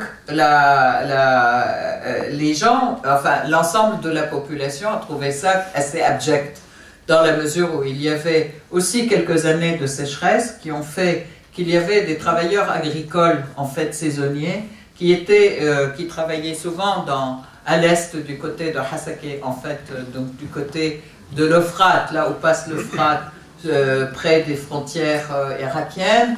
Bon, il y a eu 60 000 travailleurs agricoles qui ont dû laisser tomber leur lieu d'habitation et qui sont allés renforcer les camps dits de réfugiés du côté de Ramleh à Latakia. Donc ça, c'était aussi 60 000 personnes, c'est pas peu, et qui sont allés habiter dans les bidonvilles parce que, à cause de la sécheresse et à cause du fait qu'il n'y avait pas de travail dans l'agriculture à ce moment-là. Là, je fais une petite parenthèse. Il y a un grand différent avec la Turquie sur l'eau. En fait, les deux grands fleuves qui passent en Syrie et aussi en Irak, c'est le Tigre et l'Euphrate, prennent naissance dans les montagnes du Tauros en Turquie. La Turquie a construit 50 barrages sur l'Euphrate avant l'arrivée en Syrie. Ce qui fait que l'Euphrate arrive en Syrie presque un filet d'eau, alors que la Syrie avait prévu, depuis le temps des Soviétiques, ils avaient construit un barrage sur l'Euphrate qui visait à l'irrigation de beaucoup de terres, en fait, d'Al Jazeera, qui devait...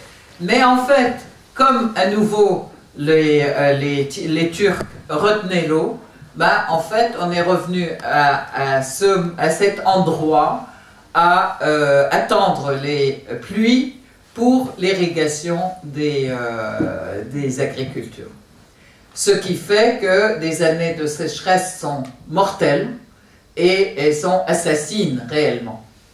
Et ça, il y a eu 5 années de sécheresse qui se sont suivies et qui ont fait que ces 60 000 personnes se sont déplacées de l'est de la Syrie à l'ouest et du côté et ils sont venus en fait se mettre autour des bidonvilles, dans les bidonvilles des villes de Latakia et dans le camp de réfugiés de Ramleh. Donc voilà. Et alors donc c'est pour ça ce mouvement il avait quand même un terreau, je peux dire. Comme dit notre ami Alain Grèche, les ingrédients sont là parce qu'il y a une paupérisation subite d'une population, il y a un grand nombre de jeunes, alors que effectivement l'État s'occupait aussi, cherchait aussi à s'occuper du sort de ces populations, mais les solutions ne viennent pas comme ça du jour au lendemain. Et il demandait aussi, donc ce mouvement, une transition rapide vers le pluralisme et la démocratie par des élections libres. Ça, c'est le mouvement qui a commencé en mars 2011. Donc ces revendications ont été immédiatement acceptées par le président Assad et il a répondu les choses suivantes. La levée de l'état d'urgence, oui, tout de suite. L'abolition de l'article 8 de la Constitution, ça mettait en incohérence totale la Constitution, puisque ce n'est pas le seul article qui y fait, mais l'ensemble de la Constitution est bâti sur le fait, un peu à l'image d'une Constitution d'un État soviétique à partie unique, hein, c'est-à-dire il faudra quand même attendre et refondre toute la Constitution. On ne peut pas abolir un article parce que tous les restes restent complètement inopérants et incohérents. L'abolition, donc le respect des droits humains, dignité et liberté, tant que possible. Je tiens à vous dire quand même que moi j'ai su par voie tout à fait détournée que ces dernières années, il y avait des personnes qui allaient donner des cours de droits de l'homme aux forces de police, à la police syrienne, etc. etc. Qu'est-ce qui se passe? Rien de spécial, je vous ouvre les micros. Ah d'accord, merci. C'est des questions plus tard. Oui, oui, ah, ben, c'est super sympa, merci beaucoup. Et donc, voilà. Et donc, il a dit, en fait, pour la Constitution, il faut un certain temps et il faut qu'il y ait une commission qui travaille sur la question, mais une commission qui soit représentative de l'ensemble des aspirations du peuple syrien, effectivement. Alors, sanctionner les coupables de corruption, tuerie ou d'agression, ok, mais comment les connaître, quelles preuves palpables, etc. Donc là, il a dit, ok, si vous avez des preuves, des dossiers, etc., étoffer les dossiers, on le fait. Mais on ne peut pas faire des sanctions arbitraires contre tout le monde. Voilà. Et donc, une transition rapide vers le pluralisme et la démocratie par des élections libres, c'était deux questions importantes. C'est d'abord, il faut qu'il y ait une loi sur les partis, deuxièmement, une autre loi sur la communication et sur l'information dans le pays, et troisièmement, préparer donc pour que les partis se créent et qu'ils étoffent leur ligne politique, et après on fera des élections avec des partis politiques qui sont représentatifs. Donc voilà, les réponses d'Assad ont été ceci, et dès le lendemain, alors le climat s'est embrasé.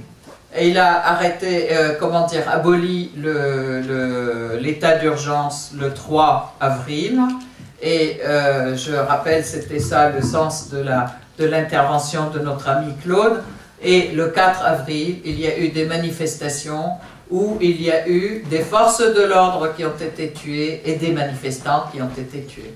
C'est-à-dire des deux parties, des deux côtés, il y avait des gens qui ont été tués. Alors, ceux qui se sont insérés dans la manifestation, ils se sont insérés par derrière, ils ont tiré sur les manifestants par derrière, et ils ont tiré en même temps sur les forces de l'ordre. Et là, perte totale de confiance. Comment ça? Il nous dit, il a levé l'état d'urgence, mais il nous fait tuer. De l'autre côté, les forces de l'ordre ont refusé complètement de sortir sans armes, puisqu'ils se faisaient tirer comme des lapins. Et là, il y a eu perte de confiance totale. Et c'est là que, tout de suite, Hillary Clinton, Assad must step down, il doit partir, Obama, Assad doit partir, tout d'un coup, les mots d'ordre dans les manifestations sont devenus Al-Sha'ab yurid isqat nizam, ça veut dire qu'on veut la chute du pouvoir, alors qu'avant c'était des revendications et on discutait les revendications de manière assez correcte.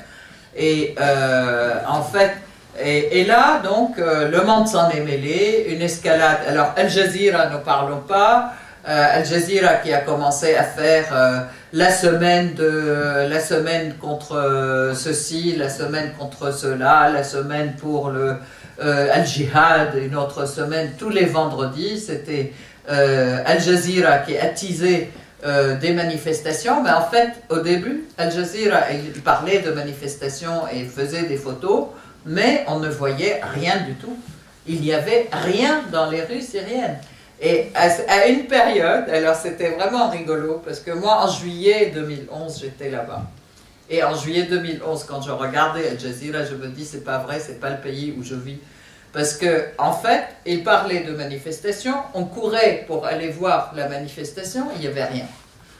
Et bon, elle ne pouvait pas avoir disparu en 2 secondes, en fait. Le temps d'arriver, on le mettait 10 minutes. Ouais. une grande manifestation, des morts, des tués, des blessés, etc. Il n'y avait rien du tout sur place. Mais c'était absolument incroyable. En 2011, j'y étais en juillet, j'y étais en septembre, j'y étais en décembre. Et en fait, à chaque fois que je venais, j'avais la tête, mon Dieu, comment je vais trouver le pays, etc. Les gens vivaient normalement, allaient au resto, les restaurants étaient pleins, les gens allaient à leur travail, etc. En fait, jusqu'à début 2012, en fait, là, il y a eu vraiment, je crois, le terrorisme ça a été la deuxième étape, parce que étant complètement, même un peu avant, l'arrivée des djihadistes qui sont rentrés en Syrie, et là des djihadistes salafites qui commencent à couper des têtes, à agresser la population, à provoquer des tueries, etc., obligeant les gens à se mettre contre le pouvoir, à tuer des communicants, des gens des agents de la communication, de la télé, etc. Il y a eu quand même 12 journalistes de la télé qui ont été tués, une bombe qui a été mise à la télévision syrienne, les sanctions. Je peux dire quand même, quand il y a eu les réunions avec la Ligue arabe, je crois que c'est à ce moment-là que tu étais là, Claude, en novembre 2011, il y a eu la réunion de la Ligue arabe qui a suspendu le membership, en fait, la Syrie de son statut de membre, alors que la Syrie est membre fondateur. C'est à ce moment-là, très spontanément, mais des millions de personnes sont descendues dans les rues pour protester contre ces décisions de la Ligue arabe de suspendre la Syrie comme pays membre. Et à chaque fois qu'il y a eu des sanctions votées, il y avait des millions de personnes descendues dans les rues.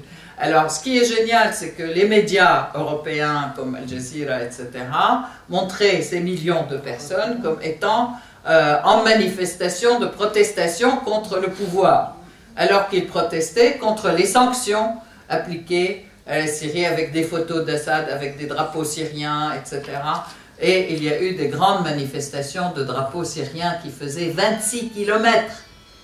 Un drapeau comme ça, tiré par la manifestation de 26 km, d'ailleurs c'est très bien parce que et la télé française a repris cette photo en mettant un filtre sur le drapeau, en disant voilà, un filtre qui inverse le rouge en vert, etc. Voilà, ça c'est une manifestation pour le soutien de la SL. Alors, bon, donc voilà ce qui s'est passé, et je pense que ça c'est très important de dire. En fait, il y a eu une escalade de violence, il y a aussi des armes, des outils de de télécom, et puis des mercenaires qui ont été recrutés et dépêchés en Syrie. Personne ne s'en cache aujourd'hui, mais à l'époque, c'était l'ASL, bien sûr, c'était l'armée de libération, mais aujourd'hui, on sait que ce sont les djihadistes, puisque même Hillary Clinton avait dit un jour, on ne sait même pas si on est en train d'armer la résistance syrienne, la rébellion syrienne, la résistance ou l'opposition syrienne, ou Al-Qaïda. Je ne sais pas si vous vous rappelez de cette phrase magnifique de Madame Clinton, et on se demande quand même que font tous ces services de renseignement alors qu'ils ne savent pas qui est qui, etc., et où vont leurs armes. Bon, et de qui se fiche-t-on, quoi? Les djihadistes, donc, escadrons de la mort, qui ont été recrutés par les Saoudiens, payés par les Qataris, sur ordre des Américains, et l'objectif, c'est effectivement la destruction et la terreur.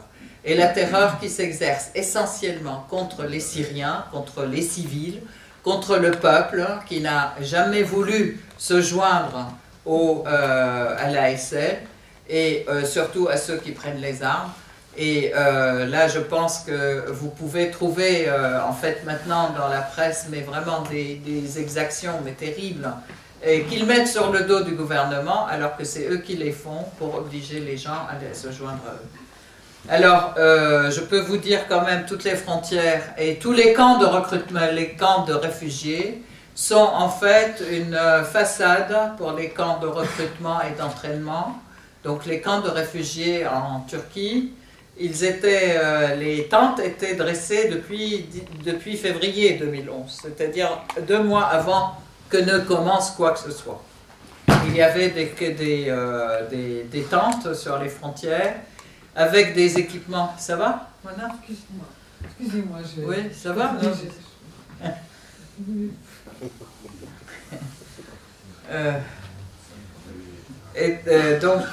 Voilà, donc ces camps sont des camps de recrutement et d'entraînement pour les djihadistes, hein, et d'enrôlement forcé en fait. Ils viennent dans un quartier, ils encerclent le quartier, ils prennent tous les hommes, ils violent ou tabassent les femmes. Et en fait, ils obligent les hommes à dire ok, on est avec la révolution, on va avec vous. S'ils ne vont pas avec eux, ils les torturent, ils les tabassent, etc. Et sinon, ils vont avec eux, ils leur donnent des armes et ils les mettent devant pour qu'ils soient tués les premiers s'il y a une confrontation avec l'armée syrienne. Donc, en fait, ça c'était une tactique, et la deuxième tactique, c'est aussi rester dans les quartiers les plus populaires, vivre avec la population. Comme ça, l'armée, si elle veut s'attaquer à eux, elle est obligée d'attendre soit qu'ils sortent, et ils font leur sévice donc, contre la population. Les mots d'ordre de Bachar al-Assad sur cette partie, c'était on attaque que quand on peut être sûr qu'on attaque seulement les djihadistes et les hommes armés, et on fait le minimum de victimes civiles. Mais en fait, c'est vrai que c'est aussi confronté à cette situation, ils ont fini par attendre que la population appelle au secours. Parce que là, c'est très difficile d'intervenir dans les quartiers. Donc, vous vous rappelez les quartiers du sud de Damas, là, le quartier Al-Qadam ou Al-Midan, et Al-Mutadamun, etc. Ce sont des quartiers où ils rentraient en fait et ils creusaient les murs d'une maison à l'autre, ça leur permet de circuler. Je tiens à vous dire quand même qu'on a découvert des tunnels dans lesquels circulaient ces gens, mais des tunnels qui font des kilomètres et des kilomètres. Par exemple, des tunnels qui vont du centre de Damas jusqu'à Mardamiye. Et en fait, au début, quand l'armée les poursuivait, ils partaient dans les tunnels et puis ils revenaient dans un autre quartier, etc. À travers les égouts aussi, ils partaient. Donc, bon, politique très difficile en fait de guérilla, je dirais, urbaine, assez difficile. Je voudrais dire quand même que la destruction actuelle, elle est énorme. Je tiens quand même à parler rapidement, mais je pense que le temps commence à nous coincer. Il y a quand même un véritable pillage industriel de la part de la Turquie. C'est-à-dire qu'il y a plus de 1000 usines dans la région d'Alep qui ont été carrément démontées, mises sur des trailers, sur des gros camions, transportées de l'autre côté, et remonté en Turquie. Aujourd'hui, j'ai écouté hier une émission avec une interview du responsable de la commission du comité de l'industrie en Syrie, où il dit, donc là, on va porter plainte aux Nations Unies contre ces gens, même si le procès va durer 100 ans, on demande quand même à ce qu'ils dédommagent, parce que là c'est vraiment un véritable pillage industriel organisé. Ils ont détruit les centrales de production électrique et ils proposent de vendre de l'électricité à la Syrie. Ils ont brûlé les silos de grains au début, puis après ils ont volé tout le grain maintenant qui est dans les silos restants, et ils le distribuent, ils le revendent en Turquie et au Liban. C'est absolument incroyable. Les industries pharmaceutiques sont toutes par terre aussi, elles ont été défaite et remontée de l'autre côté de la frontière. Donc c'est quelque chose qui est absolument abject dans l'histoire des guerres. Alors l'électricité, les chemins de fer, les pipelines, les écoles et les hôpitaux, une cible privilégiée alors que c'est interdit dans la charte des guerres de Genève. Hein.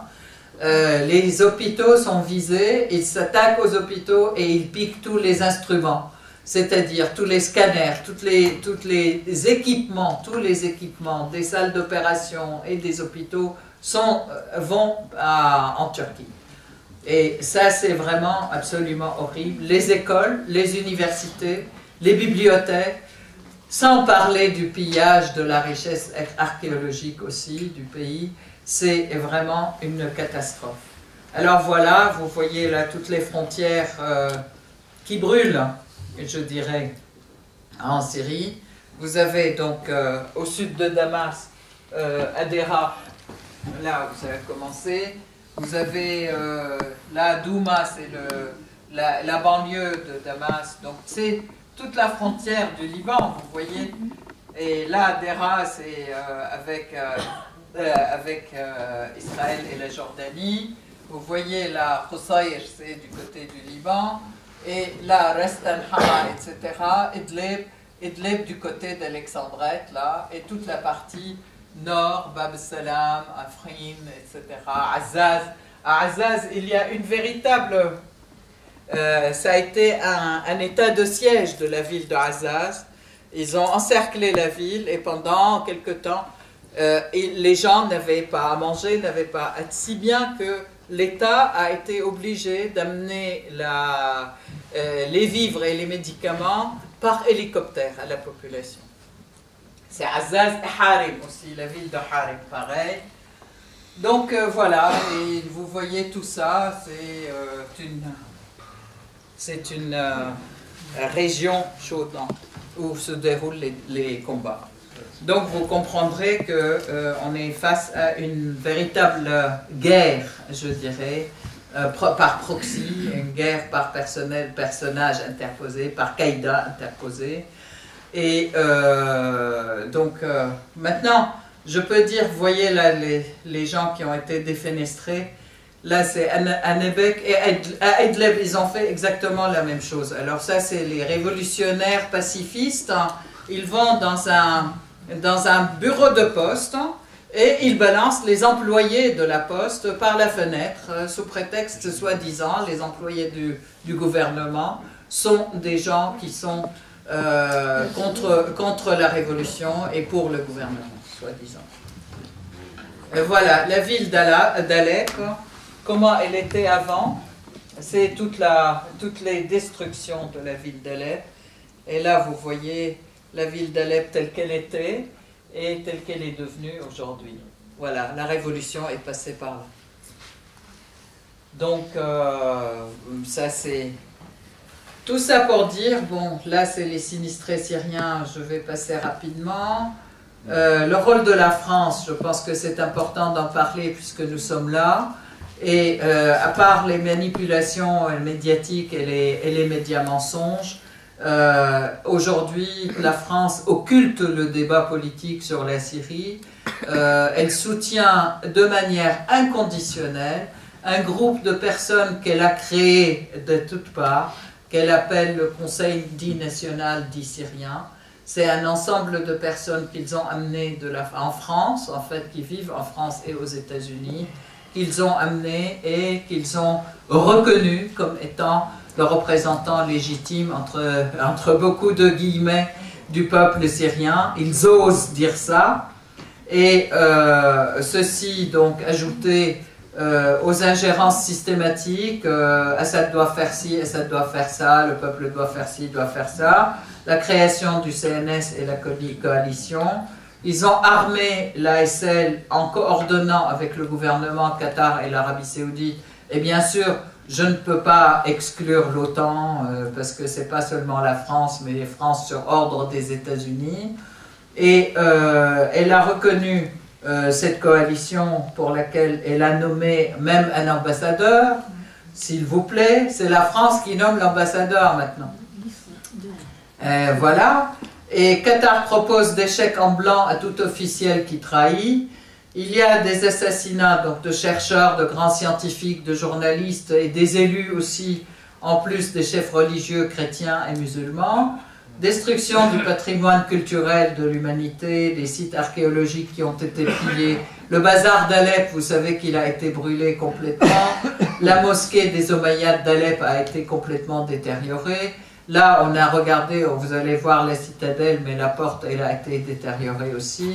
Les destructions des lieux de culte chrétiens et musulmans, etc., etc., etc.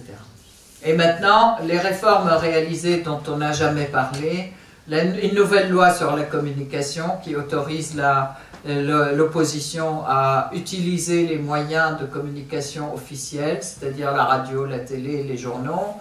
Une nouvelle loi sur les élections. Il y a eu des élections des gouvernorats locaux. D'ailleurs, un des massacres suivant lequel la Syrie a été suspendue de représentation politique dans tous les pays européens, le massacre de Houla concernait un élu et sa famille, et ce n'est pas l'État qui l'avait fait, puisqu'il venait d'être élu, c'est l'ASL qui l'a fait.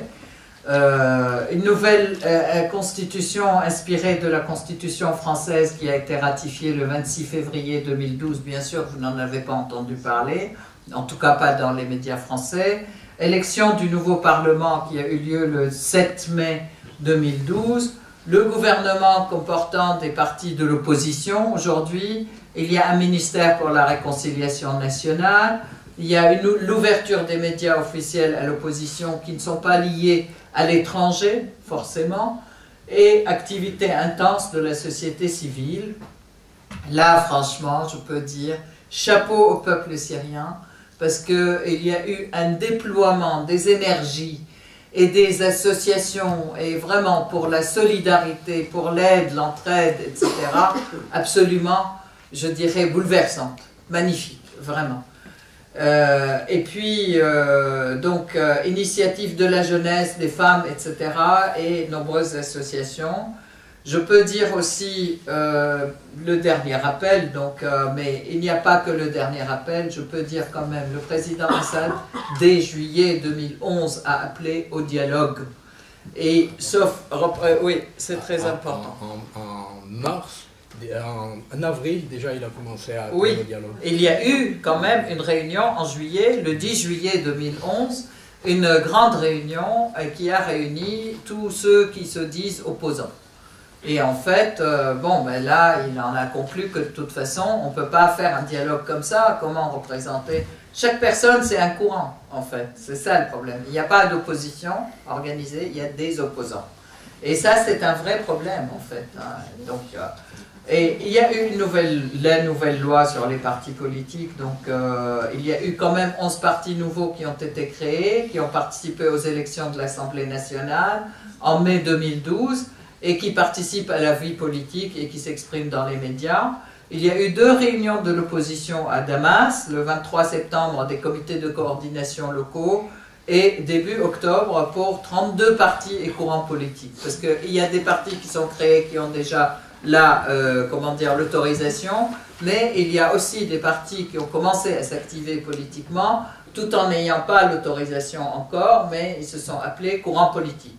Donc il y a aussi une activité très intense sur le plan politique à l'intérieur, comme à l'extérieur d'ailleurs. Il y a eu aussi des amnisties successives, alors des trains d'amnistie. Moi j'y étais cette année en 2012 en fait, j'y étais de juillet à septembre. Et de juillet à septembre, tous les jours, il y avait des amnisties, 300, 400, 500, 600 personnes par ville. En fait, des gens qui se rendent, qui rendent leurs armes et qui disent vraiment, excusez-nous, comment dire, on s'était trompé parce qu'on pensait que c'était la révolution, on se rend compte qu'on travaille pour l'ennemi.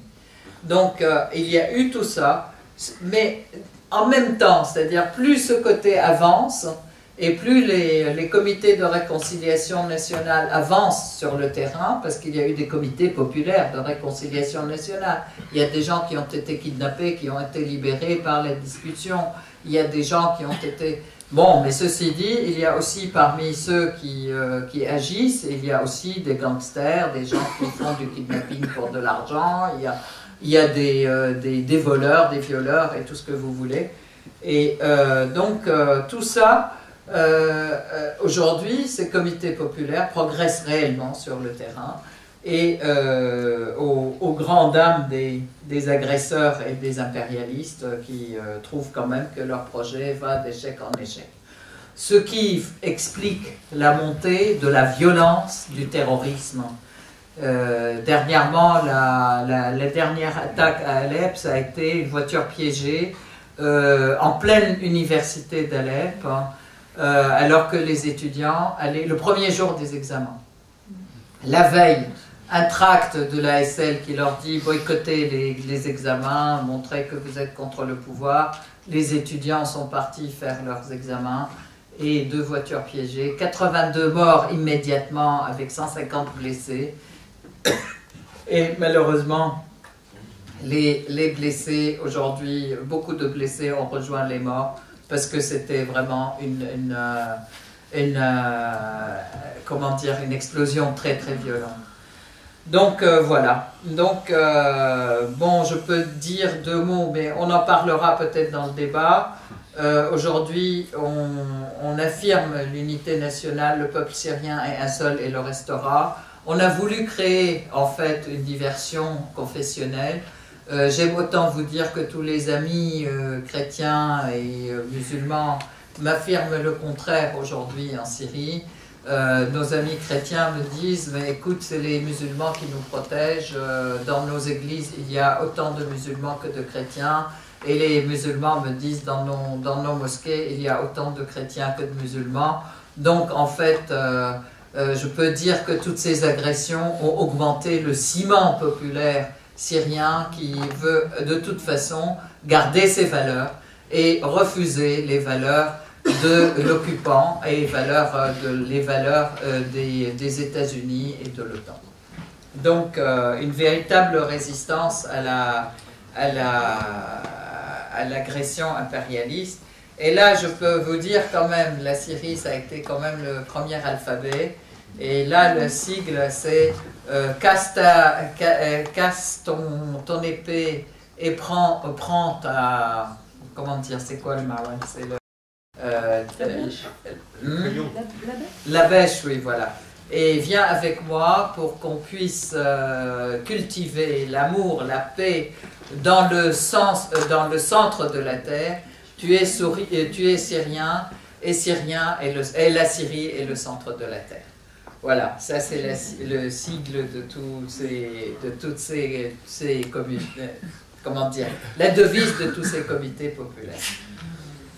Bon, contre toutes les ingérences, nous demandons effectivement l'arrêt de l'intervention étrangère et des ingérences, le respect des droits inaliénables du peuple syrien à décider de qui le gouverne, c'est un minimum, et arrêt de l'armement et de l'envoi de gangs armés en Syrie, et la levée des sanctions contre le peuple syrien, parce que c'est le peuple syrien, effectivement, qui est attaqué par toutes ces sanctions, et c'est pas le gouvernement. Voilà. Et bon, dernier point, je pense en tant que Français, il est important d'insister sur le fait que les intérêts du peuple français sont du côté du peuple syrien et pas du tout du côté de l'OTAN ou des États-Unis. Et nous, on est tous pour une relation gagnant-gagnant basée sur le respect mutuel des peuples entre la France et nos pays. Voilà. Bravo.